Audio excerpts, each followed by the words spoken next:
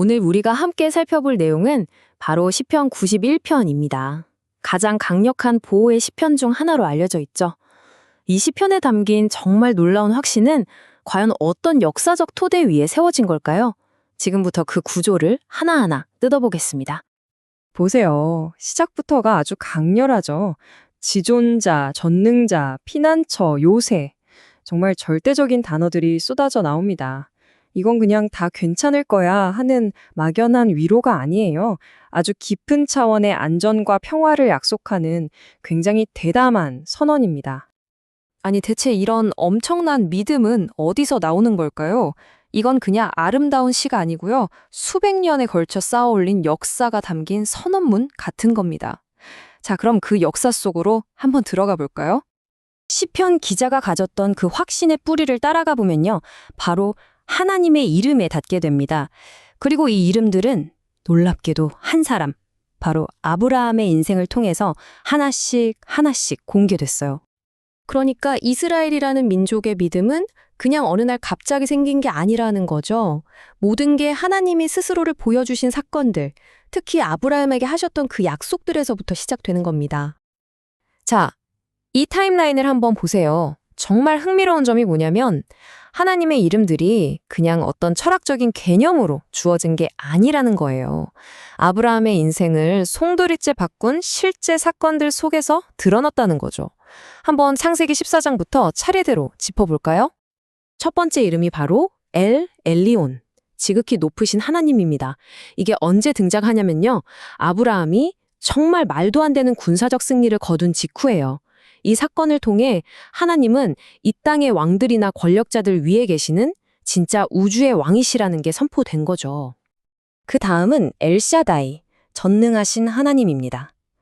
이건 또 어떤 상황이었냐면 이미 나이가 너무 많아서 아이를 가질 수 없었던 아브라함에게 셀 수 없이 많은 자손을 약속하실 때였어요.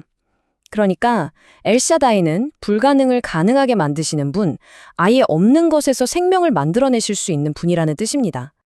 그리고 마지막으로 올람, 영원하신 하나님.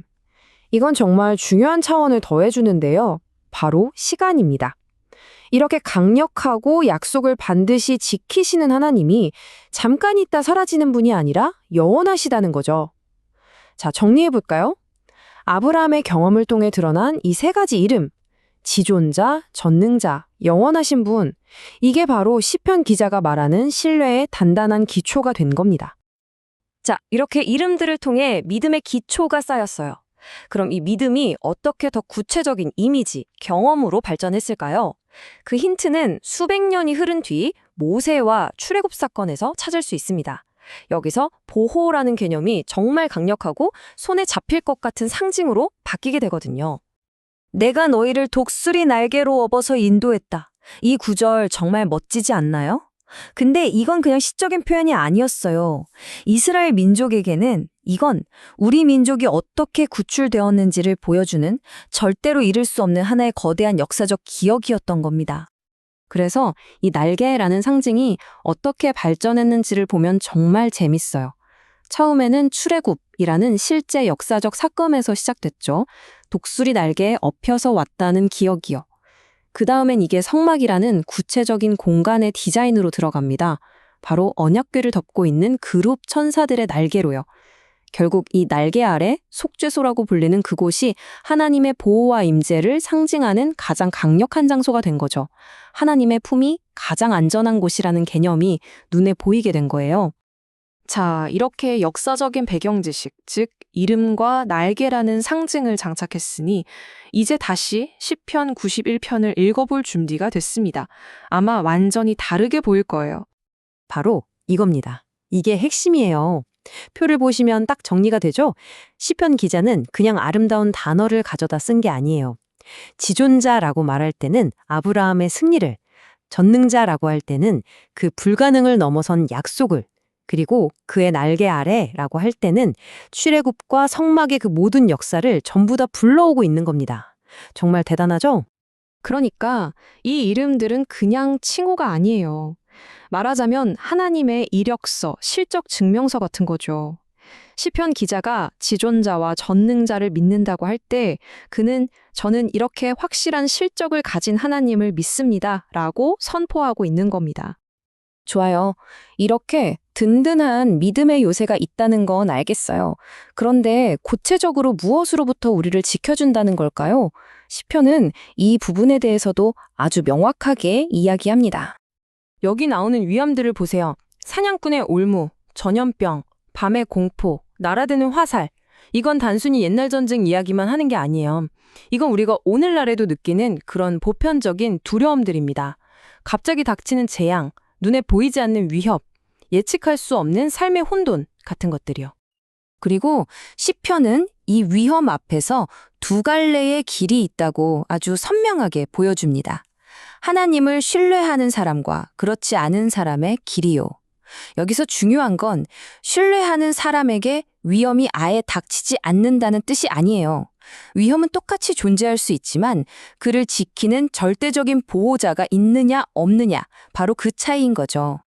이제 시편의 마지막 부분으로 왔는데요. 여기서 갑자기 관점이 확 바뀝니다. 지금까지는 시편 기자가 자신의 믿음을 고백했다면 이제는 하나님이 직접 말씀하시기 시작해요. 이건 뭐랄까 계약서 마지막에 찍는 도장 같은 거예요.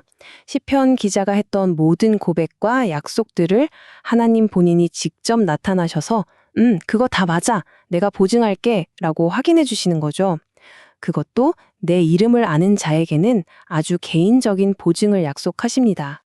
근데 여기서 그의 이름을 안다는 게 뭘까요? 이건 그냥 여호와라는 이름을 주문처럼 외운다는 뜻이 절대 아니겠죠? 우리가 지금까지 쭉 살펴본 것처럼 역사를 통해 드러난 그분의 성품, 즉 지존자이시고 전능자이시며 우리를 날개 아래 품으시는 보호자이신 그 하나님을 인격적으로 알고 신뢰한다는 의미입니다. 결국 시편 91편이 우리에게 보여주는 건 이겁니다. 진짜 안전함이란 내 삶의 위협이 하나도 없는 상태가 아니라 그 어떤 위협 속에서도 신실함이 역사적으로 증명된 보호자를 깊이 신뢰하는 마음에서 온다는 것. 시편 기자는 그 피난처를 역사와 믿음 속에서 찾았죠. 자, 그렇다면 이 혼란스러운 현대를 살아가는 여러분에게 당신의 요새는 어디에 있습니까?